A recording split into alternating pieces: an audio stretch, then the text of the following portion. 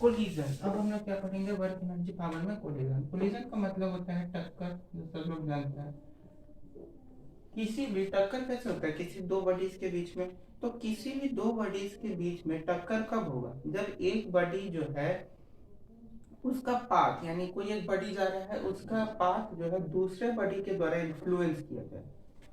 कोई एक गाड़ी है, कोई एक कार है जो कि ऐसे जा रहा है, और उस तरफ से, इस तरफ से अगर दूसरा कोई गाड़ी आ रहा है, तो यहाँ पे इस पॉइंट पे इसका और इसका पाथ दोनों का क्या हुआ, इन्फ्लुएंस हुआ, एक हुआ। तो इस पॉइंट पे आके दोनों गाड़ी क्या होगा, टक्कर होगा, उसमें कोलिजन होगा। तो यही होता है कोलिजन। मतलब क्या होता है, collision between two body is said to take place when the path of one body is influenced by the other body। यानी एक बॉडी का पाथ दूसरे बॉडी के द्वारा इन्फ्लुएंस किया जाए, तब क्या होता है, कोलिजन होता है। ठीक है, देखना कोलिजन का तीन तरह का होता है। कोलिजन तीन तरह का होता है। एक होता है इलास्टिक, एक होता है इनइलास्टिक, और एक होता है परफेक्टली इलास्टिक। एक होता है इलास्टिक, एक होता है इनइलास्टिक, और एक होता है perfectly inelastic. Perfectly inelastic collision. Collision, ठीक है। ये कुछ कुछ तरह के कोलिजन होते हैं, तीन तरह के। इलास्टिक कोलिजन क्या होता है, इस इलास्टिक कोलिजन में क्या होता है बताते हैं। देखो, इलास्टिक कोलिजन ऐसा कोलिजन होता है जिसमें लीनियर मोमेंटम यानी P, लीनियर मोमेंटम को P से डिनोट करते हैं, लीनियर मोमेंटम, काइनेटिक एनर्जी और टोटल एनर्जी, ये तीनों जो है क्या हो, कंजर्व्ड हो, यानी ये तीनों एनर्जी रहे, तो वो इलास्टिक कोलिजन। समझ में बात है। इन इलास्टिक कोलिजन क्या होता है, जिसमें लीनियर मोमेंटम यानी P, टोटल एनर्जी, ये दोनों क्या हो, कंजर्व्ड। केवल लीनियर मोमेंटम और टोटल एनर्जी, यही दोनों क्या हो, कंजर्व्ड हो, कंजर्व्ड हो। और इसमें क्या होता है, काइनेटिक एनर्जी जो होता है इसको कंसिडर नहीं किया जाता है, नॉट कंसिडर्ड। बात समझ में आए। परफेक्टली इनइलास्टिक कोलिजन क्या होता है, ऐसा कोलिजन जिसमें लीनियर मोमेंटम और टोटल एनर्जी, और linear momentum and total energy जो होता है, collision in which linear momentum and total energy of the system remain constant. ये क्या होता है, कांस्टेंट होता है, यानी कि ना ही मोमेंटम चेंज होता है ना ही टोटल एनर्जी चेंज होता है। चेंज क्या होता है केवल, kinetic energy is not constant, यानी इसमें भी काइनेटिक एनर्जी केवल कांस्टेंट नहीं रहता है, नॉट कांस्टेंट। बात समझ में आई कि हम क्या बोलना चाह रहे हैं। मतलब इलास्टिक कोलिजन जिसमें तीनों चीज कंजर्व्ड हो, तीनों चीज हो उसमें। इन इलास्टिक जिसमें केवल मोमेंटम और टोटल एनर्जी कंजर्व्ड हो, काइनेटिक एनर्जी में कुछ भी कंजर्व नहीं रहता है, मतलब काइनेटिक एनर्जी इसमें नहीं आता है क्योंकि इन इलास्टिक है। परफेक्टली इन इलास्टिक क्या हुआ, जिसमें मोमेंटम और टोटल एनर्जी कांस्टेंट हो और काइनेटिक एनर्जी कांस्टेंट नहीं हो। ठीक है,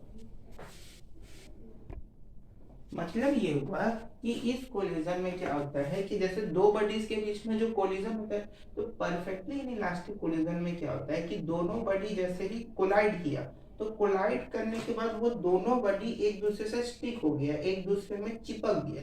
तो चिपकने के दौरान एक दूसरे में स्टिक हो गया, चिपक गया, और चिपक के सेम वेलोसिटी से मूव करने लगा, सेम स्पीड से मूव करने लगा, वही होता है perfectly inelastic collision.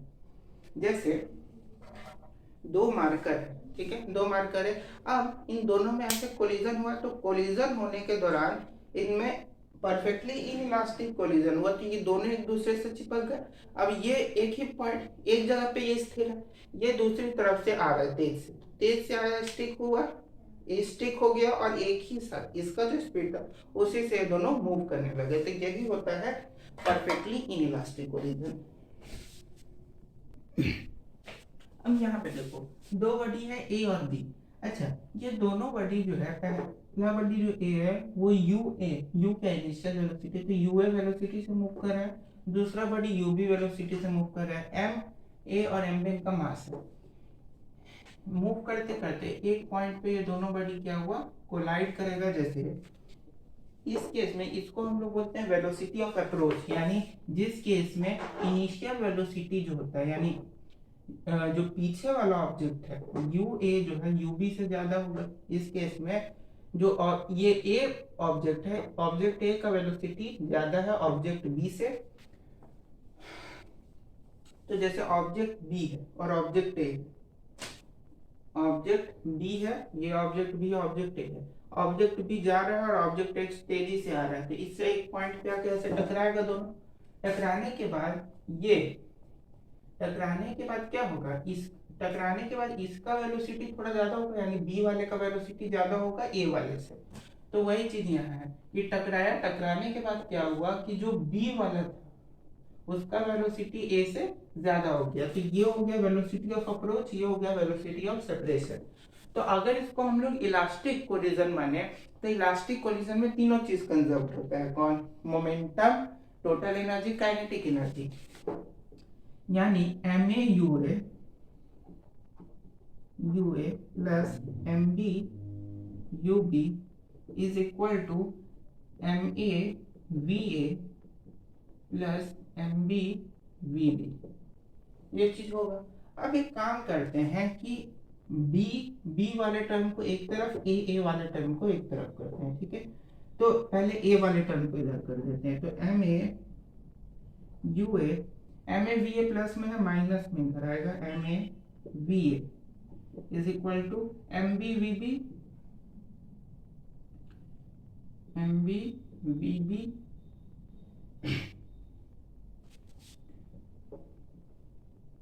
Minus M B U B. अब देखो एम बी इसमें भी, एम बी इसमें भी, ये दोनों तरफ से एम ए और एम बी दोनों तरफ कॉमन हो जाएगा, तो एम ए जो है वो क्या आ जाएगा, U A minus V A is equal to M B को कॉमन लेंगे तो V B minus U B, ये आएगा। इसको हम लोग इक्वेशन 1 ट्रीट करते हैं। इसको क्या ट्रीट करते हैं? इक्वेशन 1, ठीक है। अच्छा, अब जो है ये हम लोग का इक्वेशन 1 आया है। एक चीज और, अगर ये दोनों, अगर इसको इलास्टिक कोलिजन का केस हम लोग मान रहे हैं, तो उसमें तुम्हारा काइनेटिक एनर्जी भी कंजर्व होता है। तो इसका काइनेटिक एनर्जी इन दोनों ऑब्जेक्ट, पहले बिफोर कोलिजन जो काइनेटिक एनर्जी था वो आफ्टर कोलिजन भी सेम होगा क्योंकि कंजर्व होता है। तो काइनेटिक एनर्जी का formula half M B square, यानी half M A U A square plus half M B U B square is equal to half M A V A square plus half M B V B square होगा।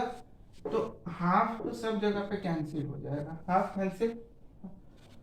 तो यहाँ क्या बचा, M A U A square, यहाँ M B U B square. तो इसको फिर उसी तरीके से जैसे इस इक्वेशन को लाए सेम इसी को लाएंगे, तो M A U A square plus M B U B square is equal to M A V A square plus M B V B square हो गया। अब क्या करेंगे, M A U A square है, इस M A V A square को इधर ले आओ, यानी ए वाले टर्म को एक तरफ, बी वाले टर्म को एक तरफ। तो फिर से वैसा ही काम, अब देखो फिर से इसको जैसे लाए थे, इक्वेशन 1 को जैसे लाए थे, वही काम इक्वेशन 2 को लाने में करना है। तो इसका भी सेम क्या हो जाएगा, एम ए को इधर लेंगे तो M A U A square minus M A V A square होगा। तो दोनों में से एम ए को कांस्टेंट ले लेंगे तो क्या आ जाएगा, U A square minus V A square is equal to M B को कांस्टेंट ले लेंगे, जब M B U B square उधर जाएगा तो माइनस में, यानी M B V B square minus M B U B square.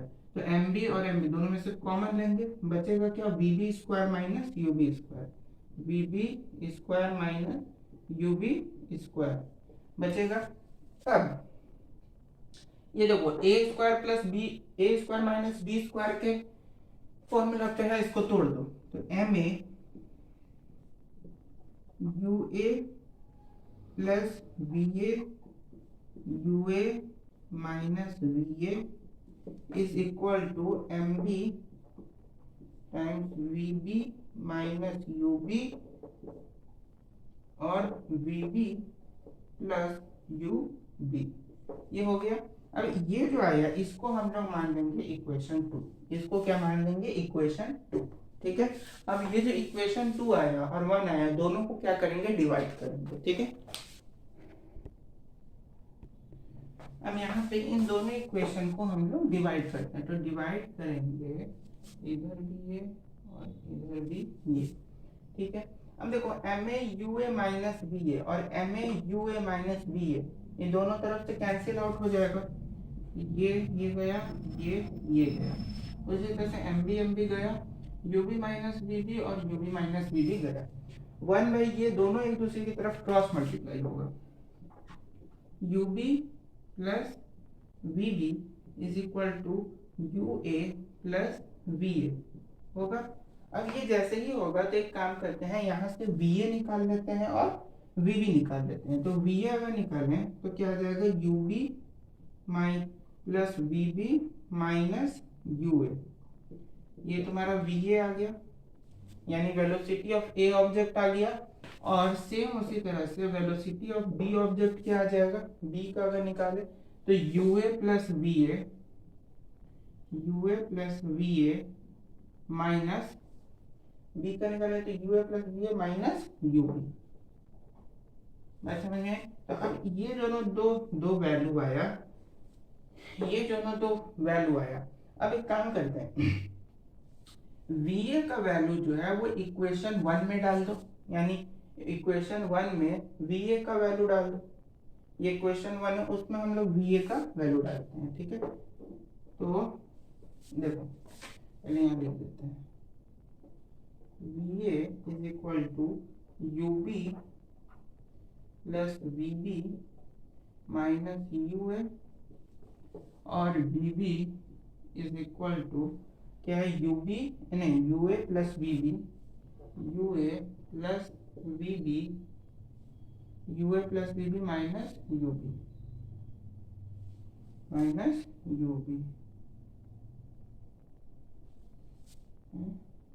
यहाँ पे ये A होगा ना, UA प्लस VB, ये गलत हो जाता है, इसमें ये गलत होने को बचा सकता है। ठीक है। ये हो गया। तो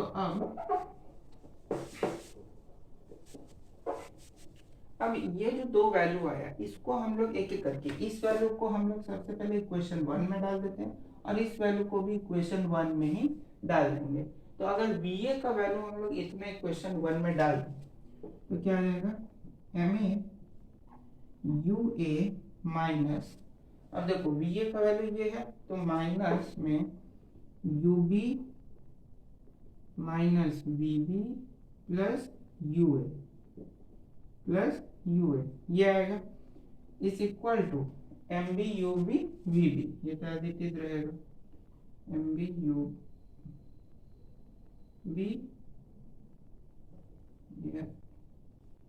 UB minus VB minus VB होगा। अब देखो MA UA minus MA UB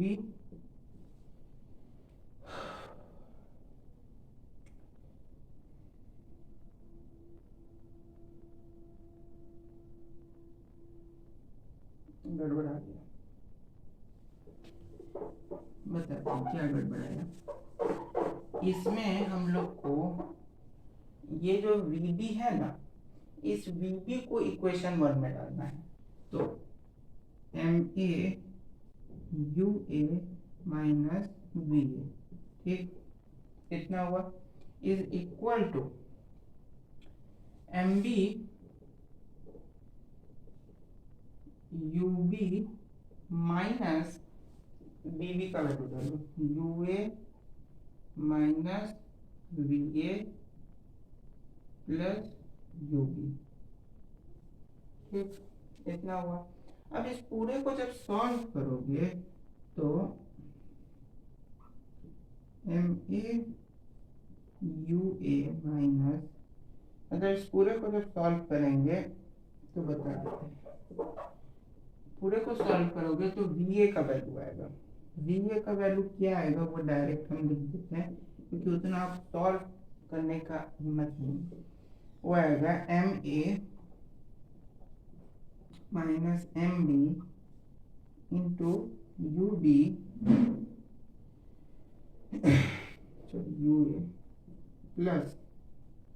plus 2 times M B U B by M A plus M B.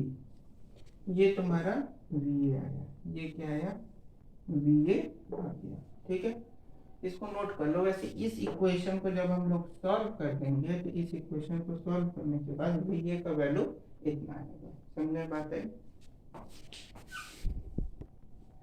हम जो फर्स्ट इक्वेशन है उसमें ये वी ए का वैल्यू डाल दो, तो वी ए का वैल्यू यहाँ पे डाला था, तो देखो वी ए डालो minus U B minus V B plus U A is equal to M B times U B minus V B.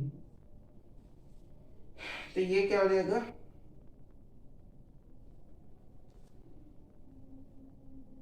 तो वेलोसिटी ऑफ बी यहां से आ जाएगा M B minus M B minus M A, ठीक है, into U A तो होगा ही, plus 2 times M A U A होगा, वहां पे जैसे M B U A by M A plus M B, M A plus M B. समझ बात है? तो M A minus M B कब होगा, वी ए, यहाँ पे जब ए होगा वी वेलोसिटी ऑफ ए क्या हो जाएगा, M A minus M B into U A plus 2 times M B U B by M A plus M B, और वेलोसिटी ऑफ बी हो जाएगा M B minus M A into U A plus 2 times M A U A और M A V plus M B. बात समझ में आ गई? तो ये हो गया तुम्हारा, तो वेलोसिटी ऑफ ए निकल गया, वेलोसिटी ऑफ बी निकल गया।